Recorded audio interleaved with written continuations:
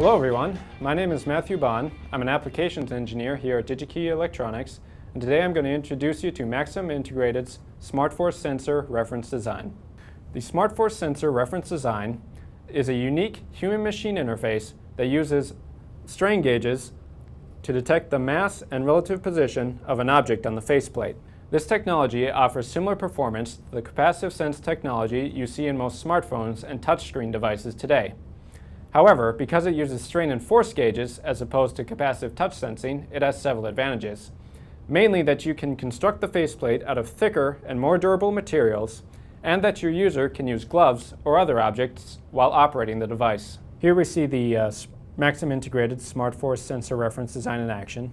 As you can see, it's powered by a simple micro USB connection. At the top part of the LCD panel, we can see the different mass values being displayed for each sensor, as well as the total mass on the faceplate itself. And you can see as I apply more force with my finger, the display changes to indicate that more force is being applied to that corner load cell.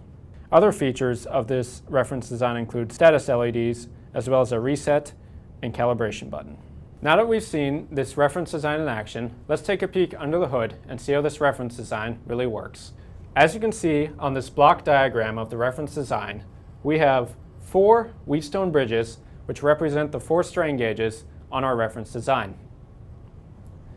When a force is applied to the faceplate, each one of these Wheatstone bridges will exhibit a differential voltage which will be read in by the MAXREFDES82 sigma delta ADC.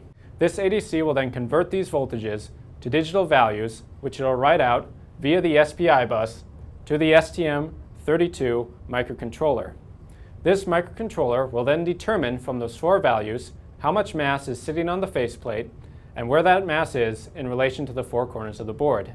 Once it's determined that, it'll write its output to the LCD panel. Now I know what you're thinking. This microcontroller already has 3 embedded ADCs. Why do we need to use the other one? Well, the reason for that is performance. In this case, mostly resolution.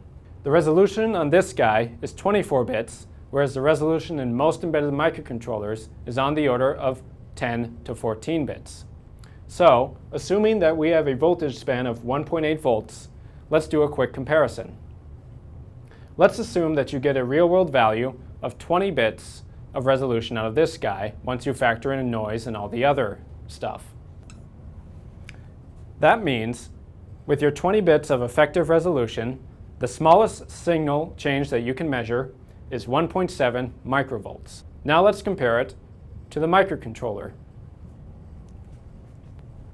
Assuming that you can get 12 bits of resolution out of the embedded ADC of a microcontroller, the smallest signal change that you can measure is 440 microvolts, which is much larger than the 1.7 microvolts you got with this ADC. And when you're dealing with sensors as sensitive as strain gauges and stuff like that, those extra bits of resolution really matter.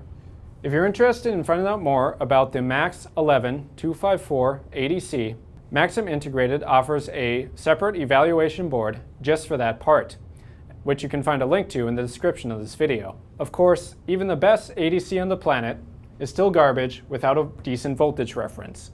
The MAX6071 voltage reference gives an amazing initial voltage accuracy of 0.04% and an absolutely incredible 1.5 ppm per degree C temperature coefficient.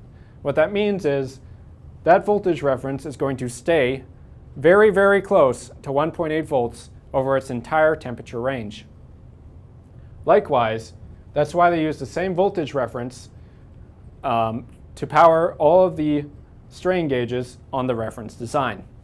Other parts to highlight include the MAX17651 3.6 volt LDO and the MAX8574 LCD boost converter, which provides 19 volts to the LCD backlight.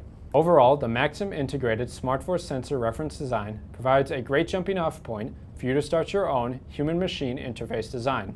This reference design is available for purchase at DigiKey, as is all the other parts highlighted in this video, and you can find links to all of them in the description below.